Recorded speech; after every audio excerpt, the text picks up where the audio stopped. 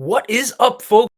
Welcome back to another episode of the Pitt Podcast, your daily podcast covering the Pittsburgh Panthers, part of the Locked On Podcast Network, your team every day. And, folks, a lot to highlight today, but it's a pro day centric episode. We're going to be talking about everything from Kenny Pickett's throwing to what scouts thought of Kenny Pickett to his hand size magically growing 1/8 of an inch. We'll talk about Damarri Mathis' phenomenal performance, and we will talk about the rest of the Pitt prospects and what they did for themselves here. It's a Pitt Pro Day Center episode of Locked On Pitt. All coming up next.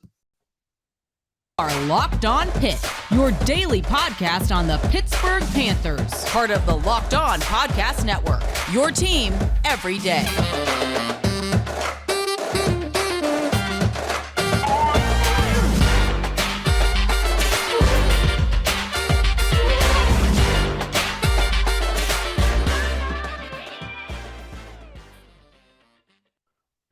What is going on, folks? Welcome back to the Locked On Pitt podcast, your daily podcast covering the Pittsburgh Panthers. If you are watching this episode on YouTube, make sure to like, comment, subscribe, do all that great stuff. Turn on the notification bell. If you are listening to this, wherever it may be, make sure to leave a review, feedback, all that great stuff. Cannot make this show as good as possible without everyone's feedback. And this episode of the Locked On Pitt podcast is brought to you by Stat Hero. Stat Hero is reshaping the way you play fantasy sports.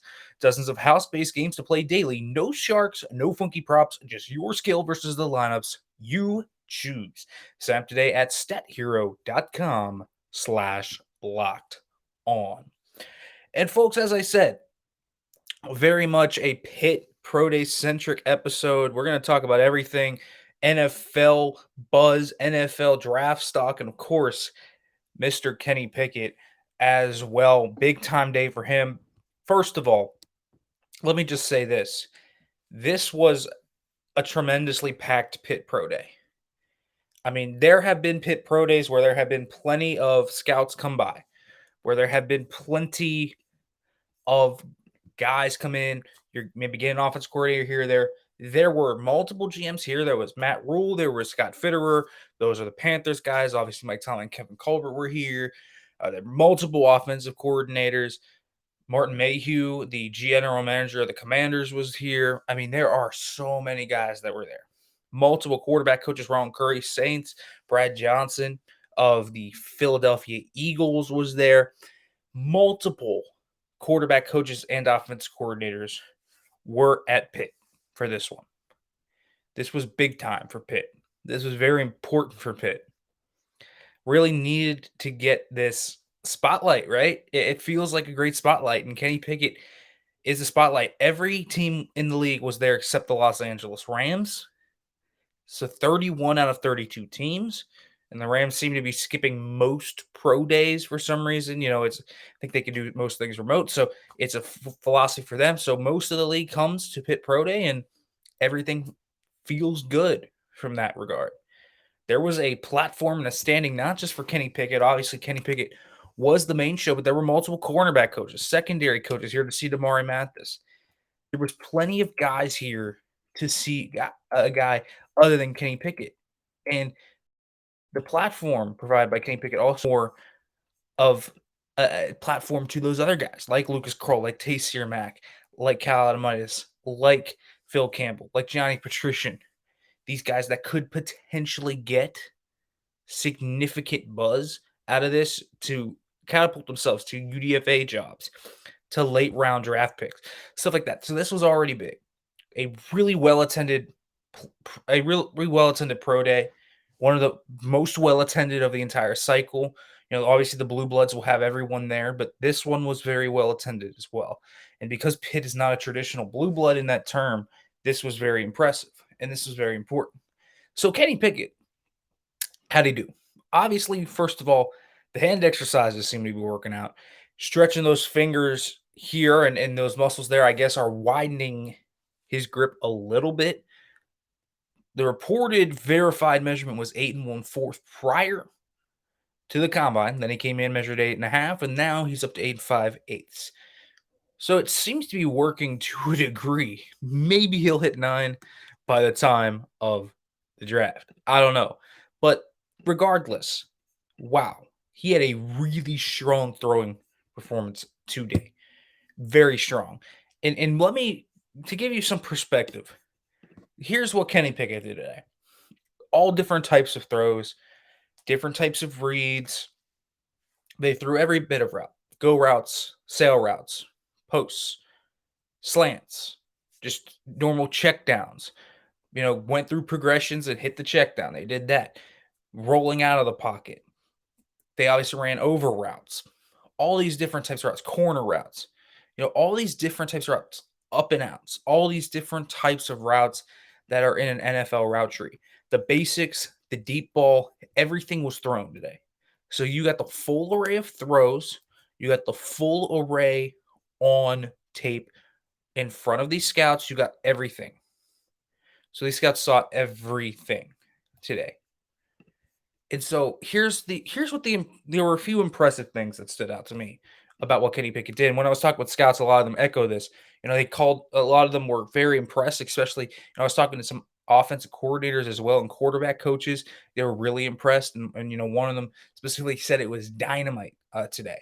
This was a dynamite throwing performance by Kenny Pickett.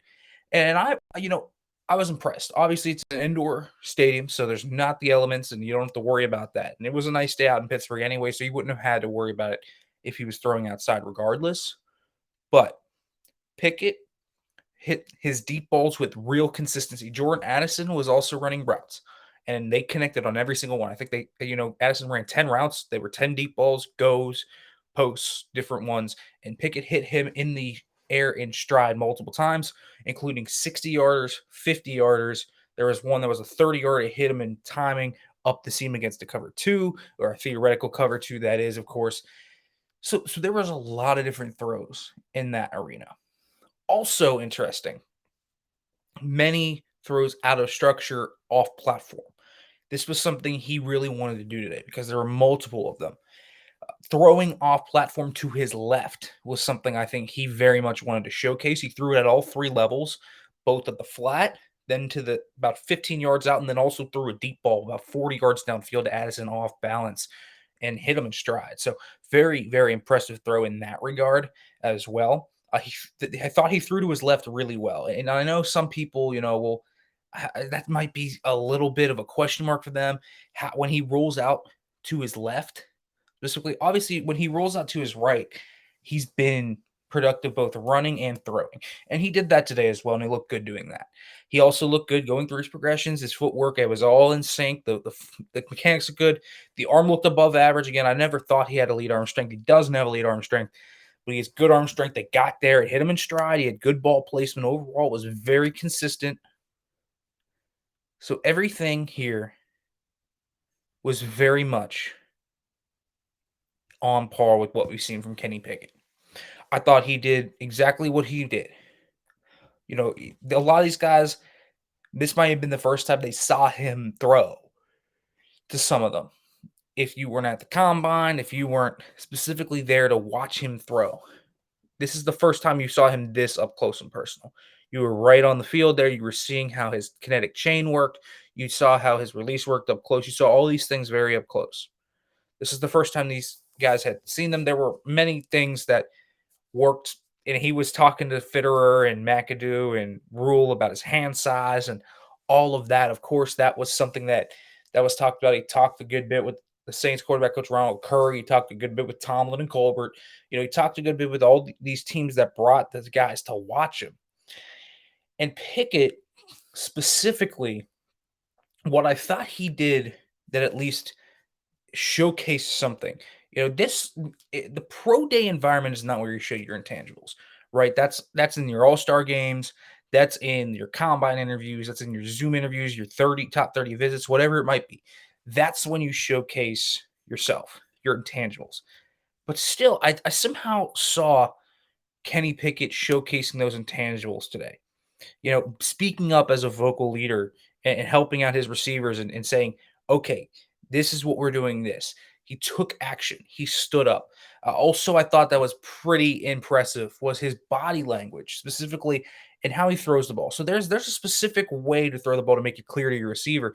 There is a body language where you can say, okay, I'm going to hit you off the 2 count, hit you here. So to take it vertical or take it more flat. you can showcase your body language to showcase where you're going to place this ball so your receiver knows how to adjust the route. And I think that's part of what makes him and Jordan Addison a really interesting connection, such a dynamic one at that, is that they really connect off each other. And he had very clear body language today. And I think that, while that is a skill on field, I also think that's a body language type thing with intangibles.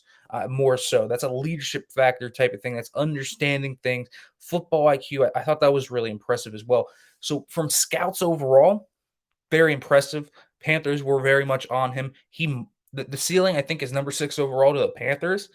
I think there are plenty of teams interested in him. The Saints could be, the Commanders obviously could still be. So there are plenty of teams in there that are going to be vying for spots that really want Kenny Pickett. I think he had a really good day today. Threw well, threw consistently, accurate, smart, all the things you wanted in a workout here. He took it. He took the opportunity in a quarterback class that is this close with each other in every step. It was a good day for Kenny Pickett. All right, but he was not the only one to impress on the day. Damarri Mathis also impressed on the day, and we will talk about that. But first, let me let you know about Stat Hero, because did anyone actually take St. Peter's and put them in your Sweet 16? Because if you didn't, your bracket's probably busted. And yeah, mine's is too, so it's not looking too good. And I still got some cash from Stat Hero. Pick them, though. If you haven't checked out this new platform, you're really missing out, because Stat Hero's NCAA single game pick'ems pit the star players against each other in an amazing hybrid between fantasy and sports gambling. Take control back from those handicappers that always seem to have the advantage. Start focusing on the players you know best with the gameplay that doesn't rely on big spreads, long odds, or funky props. Stat Hero gives you the advantage, resulting in their gamers winning 4 times more often. Why? Because Stat Hero eliminates the mystery about who or what they are going up against. In addition to their pick'em games, they also have dozens of lineups you can comb through to take on head-to-head. They simply post sets of players you take on with a set of players you can choose from. Stat Hero is the easiest and fastest way to get your sports action fix. So, folks, sign up for free right now at stathero.com/lockedon. Use the promo code LOCKEDON for a 100% deposit match. That's stathero.com/lockedon. Use the promo code LOCKEDON for a 100% match. Stathero.com/lockedon, promo code LOCKEDON. Terms and conditions apply. Oh, all right, folks. Welcome back to the Locked On Pitt podcast as we are continuing to talk here about Pitt Pro Day. And this one shifting more so to the second major prospect Pitt had working out today, and that was cornerback Damarri Mathis, who has, I think, done everything possible to increase his stock. If you thought he was a 6th rounder or 7th rounder before, it seems like at every single step of the way, I've had to bump him up around, you know? And I really say that. This is a guy that has done everything in his wheelhouse to absolutely improve his stock. He has tenfold, by the way. He's interviewed well. I've heard that his interviews have gone very well with teams. So his intangible factor has been really good. He's been knocking those out of the park. That's the first one. The most basic one, of course, but that is the first one in essence. You need to hit on those first. And Damarri Mathis has so far. So the interviews have gone really well for him. But I think this all started in Mobile when he went to the Senior Bowl. Very, very impressive week down in Mobile. It was a really good cornerback group down in Mobile. A deep one, also a really good group of receivers there. And yet, I thought Damarri Mathis did a great job down there in Mobile. Was one of the best cornerbacks there. Stuck out, played both slot and outside, played both press and off. And he was playing physical. He was playing smart. He was playing with an edge. He was playing with a real high level of football IQ, understanding leverage, understanding how to read inside out, understanding match coverages, all this different type of stuff that might be a little bit of an adjustment from the Pitt scheme to here. Man coverage isn't going to be a difference. And so in those one-on-one drills down in Moby, he was great. And that was really where he kind of stuck in the mud, and people were like, okay, this guy's sticking out. He's played that his whole life, though, essentially, at this point by playing at Pitt. So that's where he thrived, and he did really well within the slot, showing versatility there and playing outside. So I thought that was the first step in getting the ball rolling in terms of where he was going. So Damarri Mathis, first of all, in a live practice setting and a football setting, playing really well in the game and in the practices all week with multiple really high-level pass breakups, that was impressive. And here's the thing. When you now go to the combine and you are Damarri Mathis coming off the heels of what is a solid Senior Bowl, now you have to build off that again. So how can you do that? Two ways. One, run a 4.39 40-yard dash. That's incredible. That's great long speed. I knew he was athletic. I didn't expect him to run that well. So that really was a shining moment for him. And then you go and you look good in drills. You look fluid. Your brakes are clean, and you look like you have ball skills. Important. Those two things, more importantly, is what really got the ball rolling. So good testing started off and good drills. You look good. You look good in a live setting. The tape was already solid. So now you have three things in your favor, plus the interviews. So really you have four things. Last step was here. Let's round out that testing. Explosiveness, agilities, bench. Listen, Damarri Mathis did everything possible. 43.5-inch vertical jump. Would have been the highest among anyone this year at the combine. And that would have been one of the top ever. That's in the type of company with guys like Byron Jones and Marcus Williams and those type of players. This is all-time explosiveness. And he even said he could have jumped 45. That's the highest he's ever jumped, 45 inches. So the guy's got hops for days. And that's been something that's been really impressive to me over this entire sequence and watching him go through the process. He rises to every occasion. And then he follows it up with an 11-1 broad. It's elite explosiveness for the cornerback position, really for any position. Folks, some basketball players, I think people don't understand this. Some basketball players, of course, are taller, and you'll see them get up to 48 sometimes and stuff like that. But a lot of basketball players hop around 41, 42. Damarri Mathis to hop around 43 and a half, 5'11 is pretty absurd. I mean, you have to have a lot of springiness in your legs here. You have to have a ton of explosiveness. His explosiveness is off the charts good. So that's great. His bench 15, good for a cornerback. 15 bench reps is really solid. 5'11, 198, good weight, good size, 31 4/8 inch arms, pretty good arms overall. And then the short shot is 418. It's not great, it's not bad, but it's more than enough. And he showcased on both in tape and then in the live drills that he did both at the combine and today. They were ran by Terrell Austin today, Steelers defensive coordinator. He was pretty much putting Damarri Mathis through it by himself, and Mathis looked good. His brakes were clean. Again, he showcased he had ball skills. His hip turns were great. I thought he looked really good today. And so Damarri Mathis has risen to the occasion at every step of the way. So now where's his stock? So if it was 6'7", after the Senior Bowl was 5. And then at the combine, he ran the 4.39. So okay, firmly entrenched in round 5, maybe pushing round 4. Now you come out today and you do this. Now you're pushing into day 2. Round 3, round 4. That's where you're looking to get Damarri Mathis at this point. This is a guy that has a chance to be a top 125 pick. He could slide into the back end of day 2. I'd call him a lock at this point to be drafted in the top 150. It's a loaded cornerback class. But when you have showcased the physicality on tape, the explosiveness and athleticism naturally, how Pitt corners transition and how sticky he is in man coverage, his interviews, like what has this guy not done?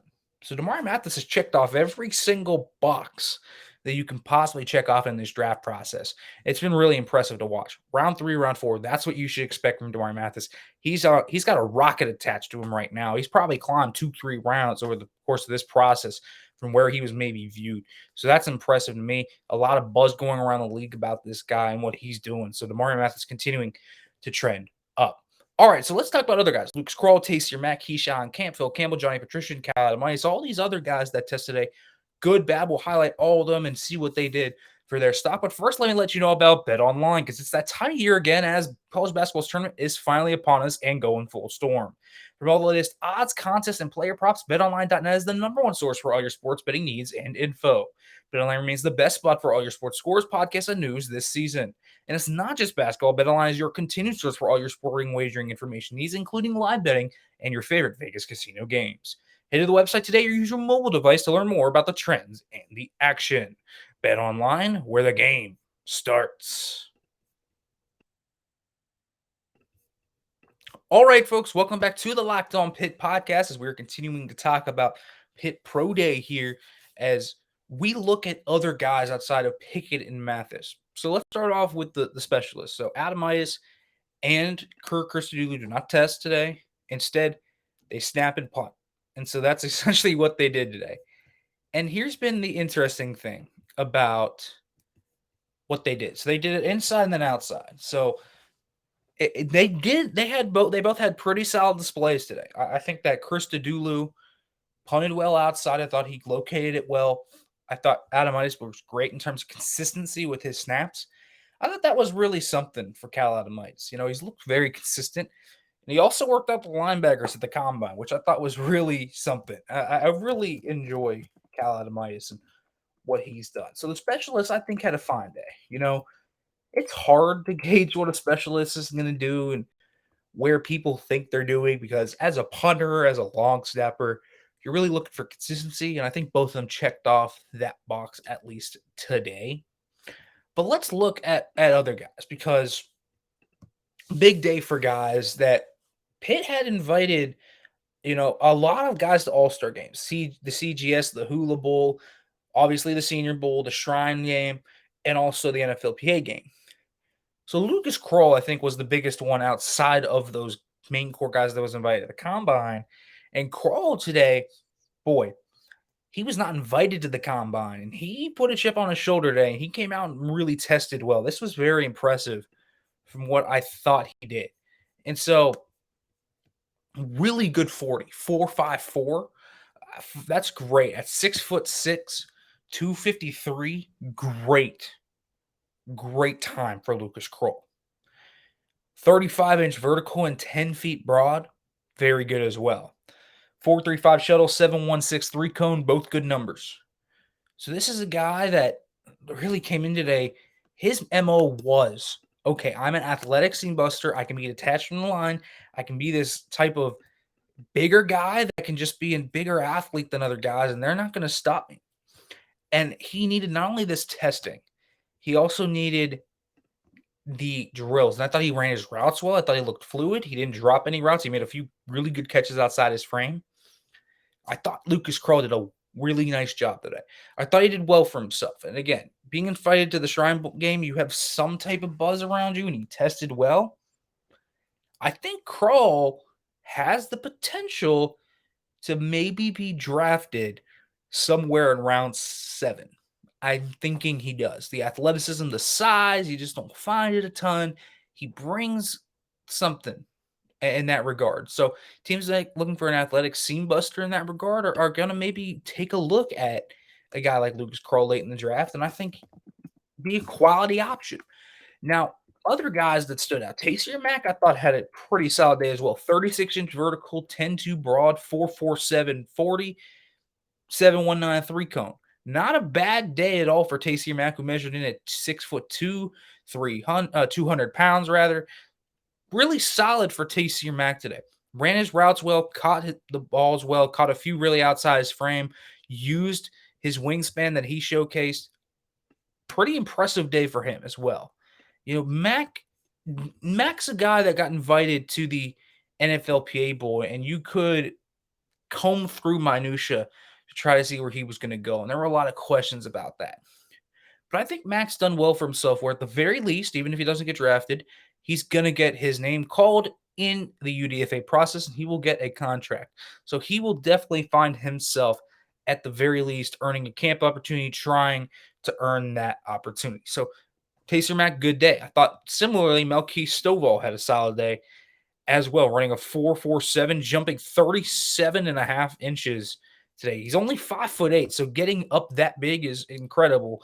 And 10.4 broad as well, 4.19 shuttle, 7.09 cone. He's quick. He's explosive.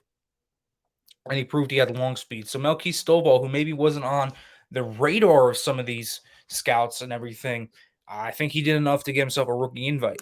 Now, the linebackers as well really showed out today. Phil Campbell, honestly, had a really underrated day. And you won't hear a ton of buzz about that, but you should hear more because the guy really actually ran well. Ran 4.51 today, 33.5-inch vert, 10-inch long jump, 10 feet long jump rather. So this is a guy that had a pretty good game. And, 6'1.5". I thought he looked good in the drills, looked fluid.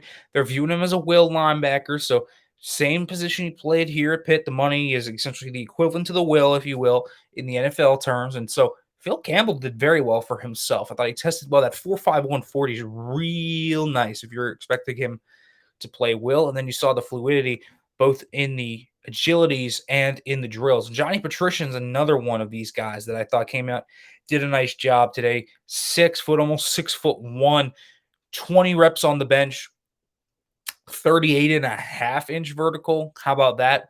10 feet broad, 4.55, 40, 6'9", 7'3" cone, 4.18 shuttle. A really good day for Johnny Patrician. He tested out of the gym in a lot of respects as well. That I'll tell you what, that broad and that vert are very impressive from Johnny Patrician. So we'll see as he goes up more. We'll see how he continues to climb up the ladder. But this is very impressive to me. And I think he's definitely earned himself a camp invite at the very least and potentially a UDFA contract. I thought he impressed a lot of guys, turned a lot of heads today. I also think Keyshawn Camp had a good day. Running a 4.68 at 283. I don't care who you are. If you are 280 pounds and you run a 4.68, you are moving. That's a big man moving. 31.5-inch broad or 31.5-inch vertical rather, 9'2" broad, and then you also had the 27 reps on the bench. So this is a guy that is powerful. This is a guy that's strong, that's explosive, and that can move. And with Keyshawn Camp, we always knew he had that ability. It was always about staying healthy. Again, only 283. So where are you going to play him? Is he going to have to bulk up a little bit? Probably. Is he going to have to be a guy that maybe puts a little bit of weight on? Yes. But great testing from him as well, proving everything you knew about his athleticism. I thought this was a really good day, and the strength and conditioning program is doing a great job because this is now 2 years in a row that most of these guys are coming through and testing out of the league. So Pitt strength and conditioning program is doing something right out here right now. All right, folks, as always, thanks for listening. Tomorrow we'll be back. We'll be talking about John Hughley, of course, returning. We'll talk about the significance of that and more. As always, thanks for listening. And folks, as always, hail to Pitt.